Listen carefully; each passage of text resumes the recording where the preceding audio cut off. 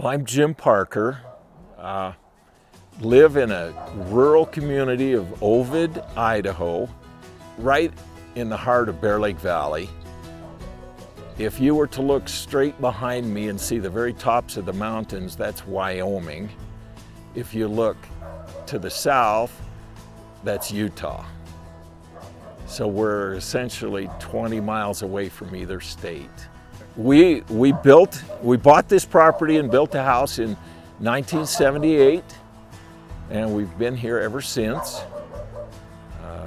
We've been ranching and farming and working in a tire store as well. And so I have a good hobby, interest in photography. I've worn out several film cameras before the digital era came out, and then several digital cameras since then too. I essentially got started, some of our neighbors' kids were doing high school rodeo, and they said, why don't you come to the rodeo and watch us? And I said, okay, can I bring my camera? And they, yeah, sure. Well, I got there and there was a rodeo photographer extraordinaire there. So I visited with him. We didn't watch much rodeo, we just visited. And he was taking photographs. So he got me started, and then it just blossomed from there. I love to take candid photos on the ranches. I get invited to brandings, and not to help with the branding, just to take photographs of their people and their ranch. And so I've got thousands of photographs. And I learned not to delete or destroy them, because one day a mother called me and said, would you by chance have a picture of my son's dog? He died last night, and we're wondering if you had a picture of him, and I did.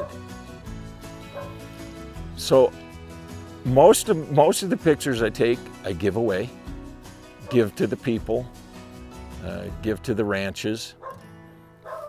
Every year for a dozen or more years, at the end of the year, I've put a DVD together of pictures, one in general for everybody, and I do about 100 copies of that. And then I do for several ranches that they have me photograph throughout the year of their ranch, and so they get a disc also of the year of their ranch. I was baling one day. I'm trying to finish up the baling, and I got back to the barn, got out of the tractor, put my camera on top of the tire of the tractor and my water bottle. My wife was going to pick me up and bring me home. And then I looked at the tractor and the baler, and I thought, I need to square that thing up so that it looks nice and is pleasing.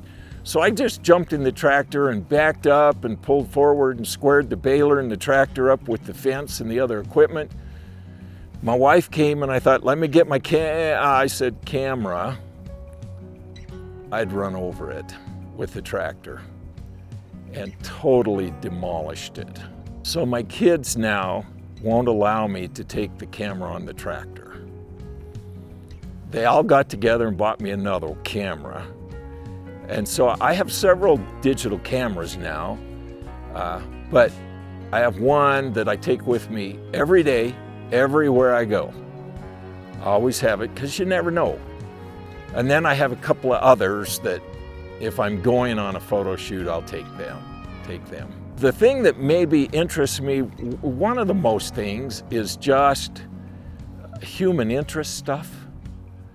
People doing their work. I do love animals. I capture a lot of wildlife. And if there's ever a rainbow, I chase it. And sunrise, sunsets. And we've had some gorgeous sunsets and sunrises here this winter. Sundogs, orange sky, beautiful. So that catches my interest, and I just love to share those with people. My father and his father-in-law decided to build a tire store and did it from scratch. And in a rural community, the main thing that we like to focus on is the ag end of it.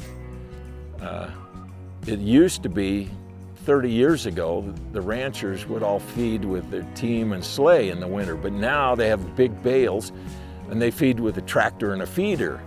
And so they're always having tractor tire issues through the winter as well.